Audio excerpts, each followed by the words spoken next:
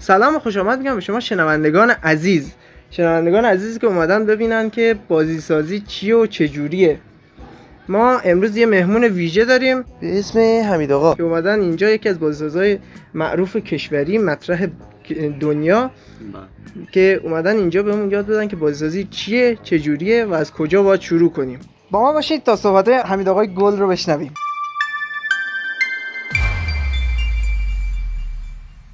حمید آقا، خودتون رو برای ما معرفی می‌فرمایید؟ سلام عرض میکنم خدمت همه شنوندگان عزیز.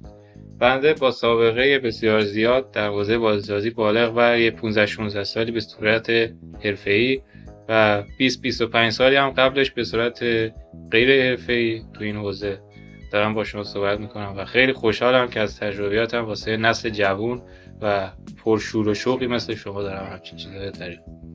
شما قبلش میگفتن که شما قبل از اینکه وارد بازیسازی شین لینوکس کار میکنین و با لینوکس وارد این قضیه شدین. بله یادش بخیر. من اولین بار که مسابقه رفتیم اتفاقا خیلی هم خاطره بامزه‌ایه. من یه هفته بهمون یاد دادن و از این یه هفته من هیچی یاد نگرفتم.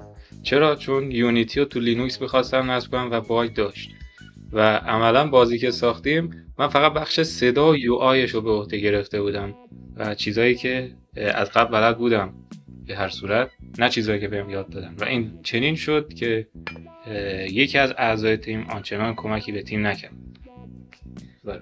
بله. آیا حسنی، یک سوالی که خیلی تو کامنت ها مطرح بود ازتون بپرسیم اینه که چی شد که به فکرتون زد بازی عرضه کنین؟ ما داشتیم راجع به یک بازی خیلی پتانسیل میگشتیم. خب دوستان ببخشید من این نکته رو بگم. از جایی که این بازی حق کپی رایت داره و کانال هنوز پولی نداره که بخواد این کپی رایت رو بخره و اینا، متاسفانه مجبور شدیم اسم بازی حمید آقا رو ما سانسور کنیم. بفرمایید ادامه بخش.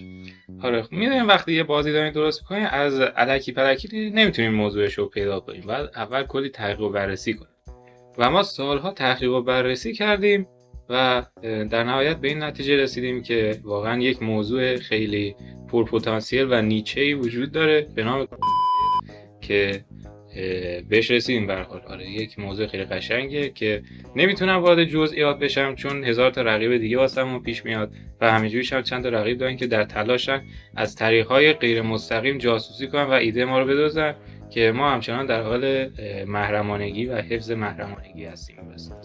ممنون از شما که به برنامه ما اومدین و از تجربیاتتون داریم استفاده میکنیم. یک سوالی که بچه‌ها پرسن اینه که بازیسازی اصلا چیه؟ چجوریه و از کجا باید شروع کرد؟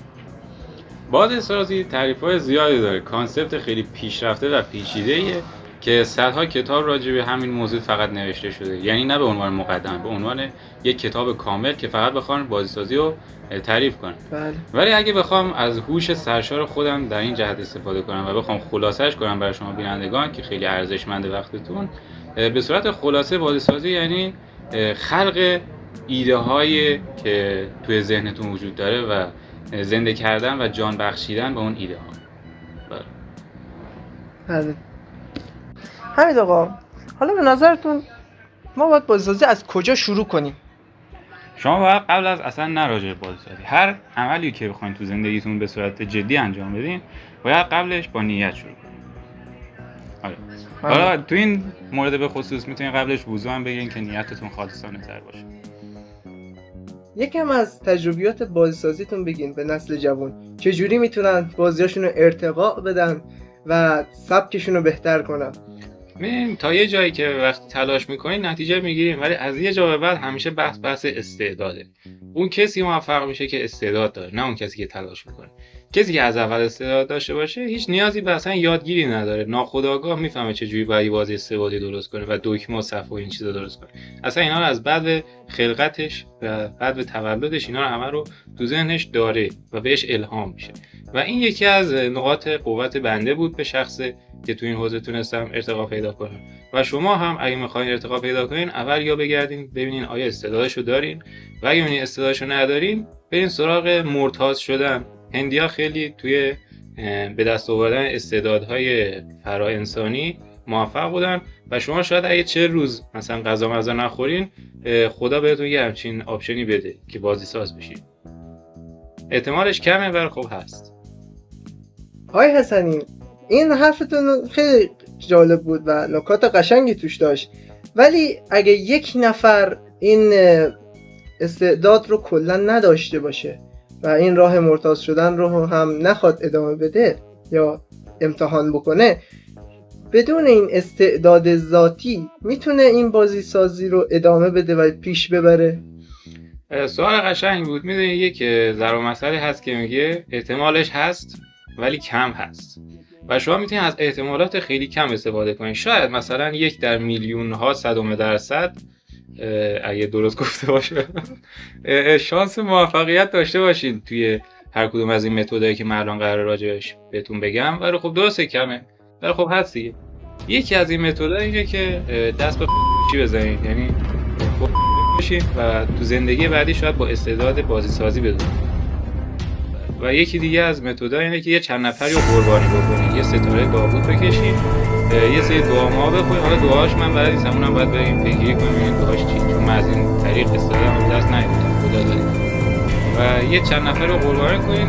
به محض اینکه شیطان باهاتون ارتباط برقرار کرد، ازش بخوایم بگید در ازای این روحایی که من واسه قربانی کردم استعداد بازی سازی بهم بده و مطمئن باشید ارزشش رو داره، چون صنعت بازی سازی یک صنعت بسیار پرقدرت و پولداریه که شما میتونه به درجات بسیار بالایی از معرفت برسونه.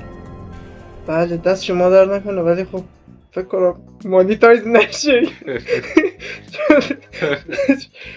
خب نداره، بازم خب چیزای خوبی شنیدیم.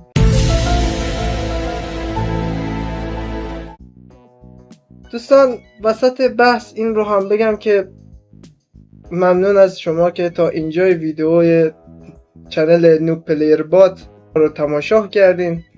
پیکسارا لب تمام پروژه های ادیت شما رو قبول میکنه و نخند بیتر یادم تبلیغ خودم میکنم.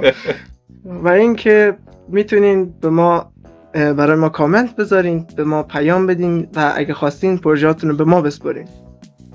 در ادامه بحث برمیگردیم پیش آقای و اینکه آیا شما تو آخرین پروژه‌ای که زدین، بعد از اینکه پروژهتون به درآمد رسید و باهاش مردم اخت گرفتن، چه حسی داشتین؟ از حستون برای شنوندگان عزیزمون بگید. دقیقاً حسم بعد از چه مرحله‌ای می‌فرمایید؟ بعد از اینکه بازیت به درآمد رسید به راه. اون لحظه حس پولدار بودن داشتم. آره، و این حس پولدار بودن حس خیلی خوبیه. میلیاردر بودن کار هر کسی نیست، چون اگه همه میلیاردر بودن واقعا یه چیز خاصی نبود دیگه و عادی بود عملاً. ولی وقتی که جزء اون 1% برتر جامعه قرار میگیری میفهمی که واقعا ارزش اون همه زحمتی که طی این سالهای زیاد کشیدی داشته و محصولی که به عنوان یک محصول مفید و ارزشمند وارد جامعه کردی یک کمکی در جهت رشد پیشرفت جامعه داشت و تو نقش هرچند کوچیک ولی مهمی توی چیدن بلوک‌های جامعه مفید و به درد بخور آینده داشتی. به نظرم فعلا برای این اپیزود تا همینجا کافیه. اگر از اینجور چیزها دوست داشتین به چنل نوب پلیر بات سر بزنین. پیکسارا رو هم یادتون نره فالو کنین. لایک، کامنت، سابسکرایب زنگ. آره اینایی که میگم بزنین. چی بود؟ لایک، کامنت و ساب فراموش نشه. خدا نگهدار.